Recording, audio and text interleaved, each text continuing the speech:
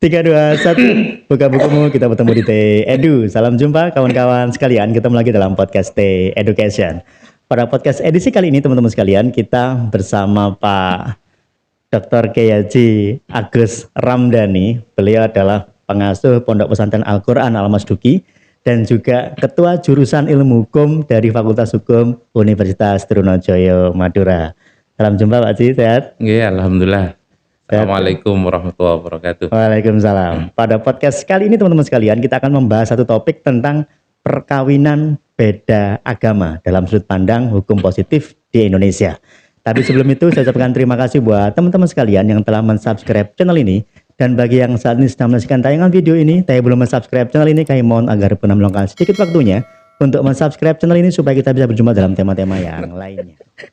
Baik, Pak Haji, ini kan beberapa saat yang lalu itu kan rame ya tentang pernikahan di gereja itu Pak Haji ya, yang ternyata beda agama, bahkan pakai hijab di gereja, bahkan pernikahannya konon 2 kali pemberkatan di gereja, kemudian ada pernikahan secara Islam juga kalau tidak salah Pak Haji ya.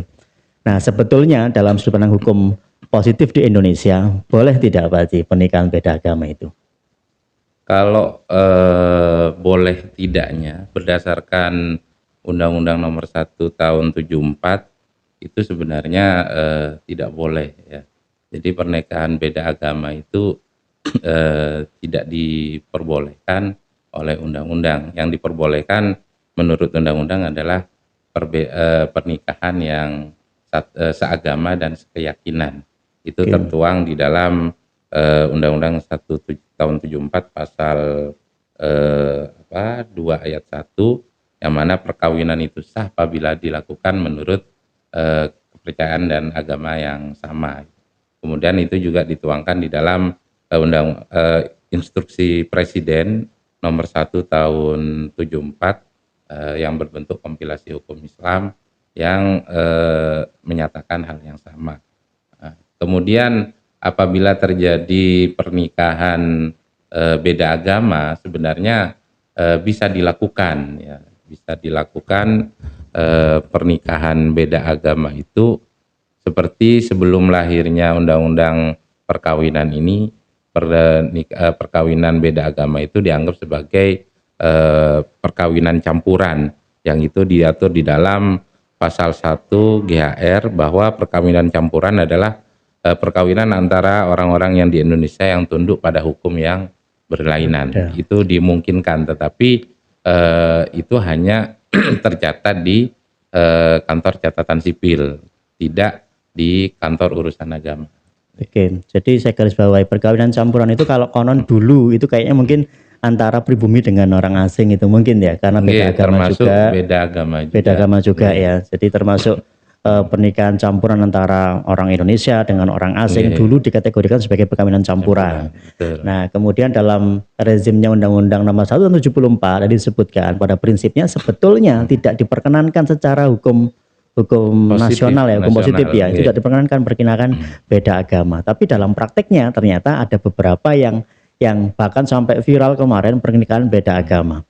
Nah, kalau dalam sudut pandang tadi disampaikan oleh Pak Haji, disampaikan bahwa itu dicatatkan ya di kantor catatan sipil ya, pernikahan yang dicatatkan di kantor sipil. Tapi secara aturan dalam hukum positif sebenarnya tidak diperkenankan teman-teman sekalian.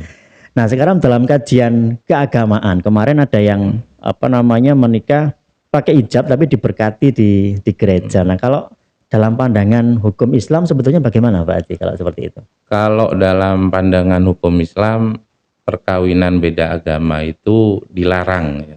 Artinya tidak diperkenankan. Di dalam Al-Qur'an itu disebutkan wala tankihul musyrikati hatta yu'min wal 'abdu mu'minatun khairum min musyrikati walau a'jabakum. Jadi jangan kamu nikahi wanita-wanita musyrik itu untuk dijadikan istri atau dijadikan istri. Kemudian ditegaskan juga di dalam ayat tersebut, walaupun seorang hamba sahaya, tapi kalau dia adalah hamba yang mukmin, beriman kepada Allah, itu masih lebih baik ya, khairum dibandingkan dengan wanita di luar agama Islam yang dia walau a'jabakum, yang kemudian dia itu membuat kamu terpesona. Artinya wanita ini misalnya cantik, kaya, dan lain sebagainya, walaupun itu lebih baik, jauh lebih baik dibandingkan dengan budak yang beragama Islam, yang mukmin tadi, maka perintah Al-Quran, perintah agama, lebih baik kita itu lebih memilih budak yang beriman. Karena apa? Karena tujuan dari hukum Islam yang dikenal dengan maqasid syariah itu adalah untuk melindungi jiwa, melindungi harta, melindungi keturunan, dan melindungi agama.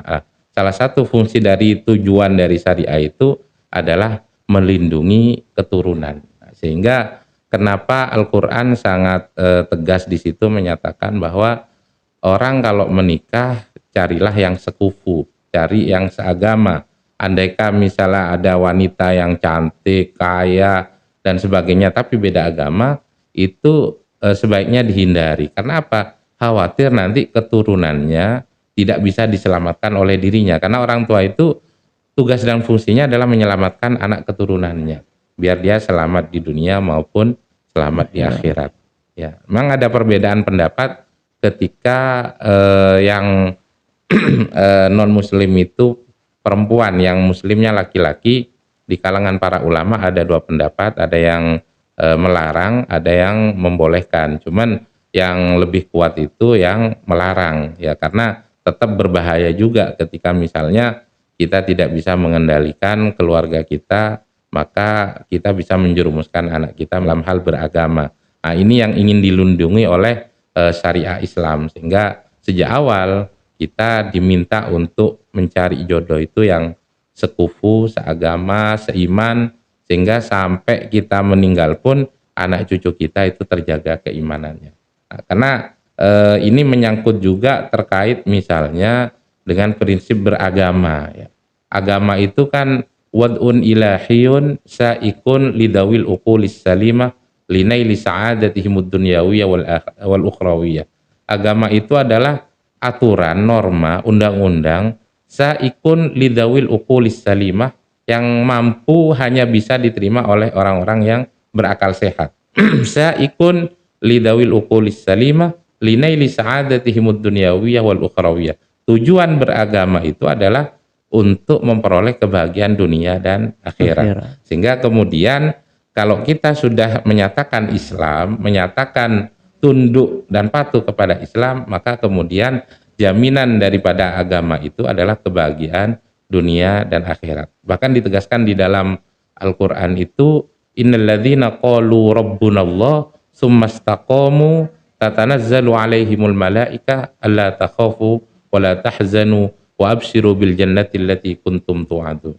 Ya, orang-orang yang menyatakan dirinya Islam, maka kalau dia sudah menyatakan Islam, dia yang berlangkah berikutnya adalah summastaqamu. Dia harus istiqomah di dalam menjalankan syariat Islam, sehingga perintah untuk mencari pasangan yang seagama, seiman, itu adalah bagian dari keistiqomahan seseorang. Kan banyak zaman sekarang ini dia agamanya Islam, tetapi apa yang diwajibkan di dalam Islam tidak dilaksanakan.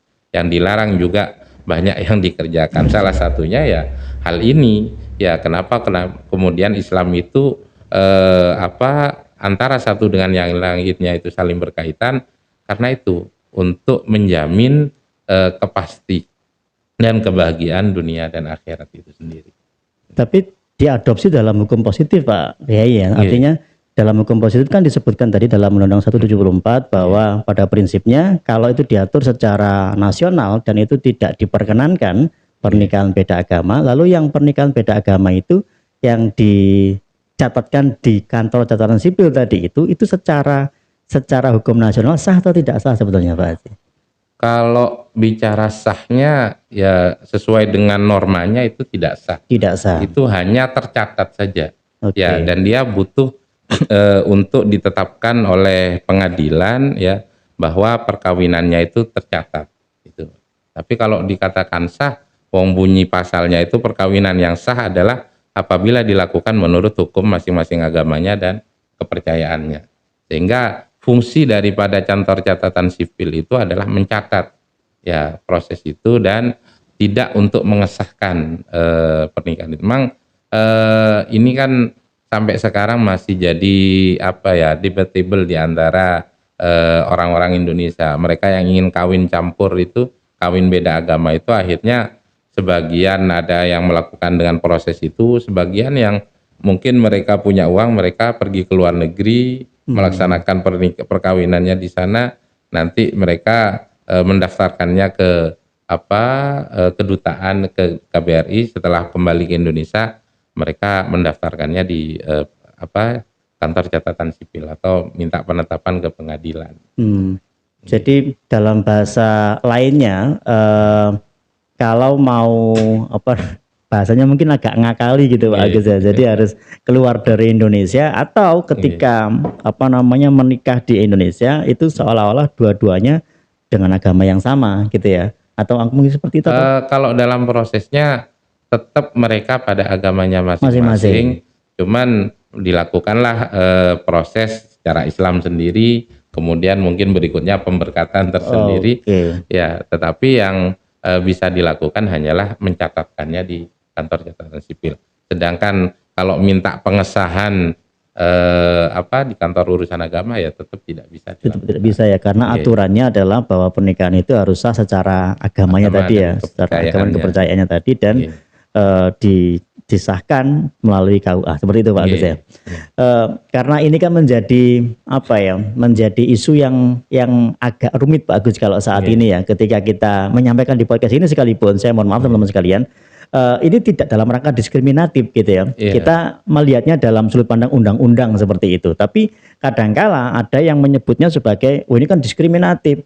Orang menikah yang ini kan hak asasi manusia orang untuk menikah gitu. Tapi ketika pernikahannya itu kebetulan berbeda agama, kemudian menurut undang-undangnya tidak boleh. Nah, lantas ketika kita bersuara seperti ini, kita dikatakan anti toleran dan anti diskriminatif. Kalau menurut Pak Agus gimana kalau seperti itu Pak? Ya, hidup itu kan pilihan ya. Ketika kita misalnya menyatakan untuk mengikuti salah satu agama, khususnya yang saya anut misalnya agama Islam, maka di situ berlakulah aturan-aturan secara Islam. Sama halnya juga dengan agama yang lain, pasti di situ berlaku ketentuan-ketentuan. Ibaratnya kita misalnya sudah menyatakan diri untuk menjadi dosen, menjadi PNS, ya kan kita tidak mungkin kemudian masih ingin jabat mendaftar jadi bupati, jadi anggota dewan dan lain sebagainya. Ini jadinya campuran juga nantinya.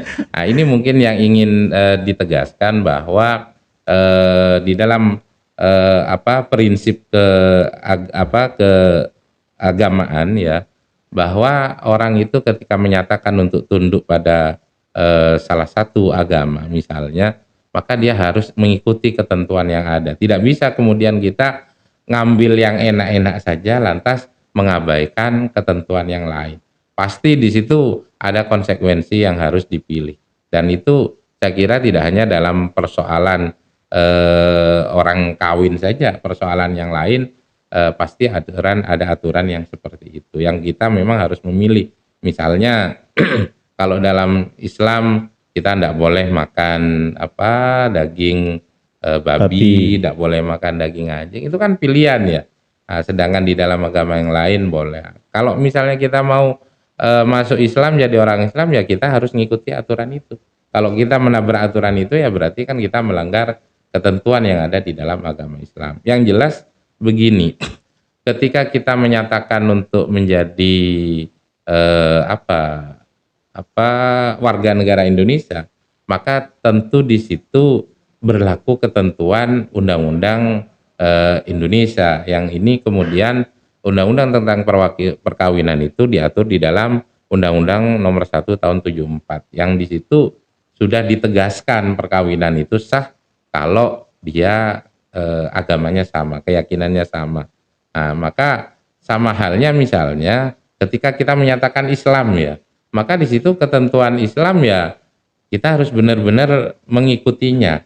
Jadi kalau kita masih separuh-separuh, berarti Islam kita belum kafah. Perintah agama itu udkhulu fis silmi kafah, masuklah ke dalam Islam itu secara kafah, secara sempurna. Kenapa? Kalau kita sudah masuk secara sempurna, hal-hal yang dilarang pasti kita tidak akan melakukan itu. Dan hal-hal yang diperintahkan pasti akan kita Jadi sumber masalahnya sudah jelas sebetulnya ya, bahwa ini hal yang diatur dalam undang-undang, di agama pun juga telah dibahas. Betul. Dan tentunya saya tidak tahu ya di agama lain seperti apa, karena saya juga beragama Muslim. Kalau agama yang lain kita juga tidak tahu seperti apa pengaturannya, tapi kalau undang-undang kita bunyinya seperti itu yang diharapkan oleh pemerintah kita. Harapannya ya tadi itu untuk menghormati masing-masing agama, tidak terjadi percampuran dan lain sebagainya.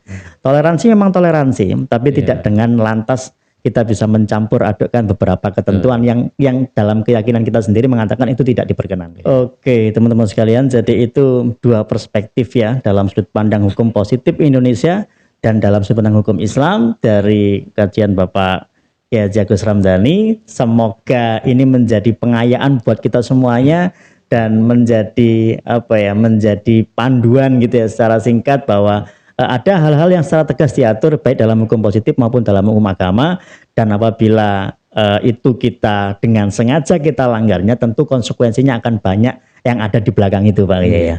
Baik, terima kasih Pak Haji atas waktunya pada Ramadan kali ini. Semoga bermanfaat buat kita semuanya, teman-teman sekalian.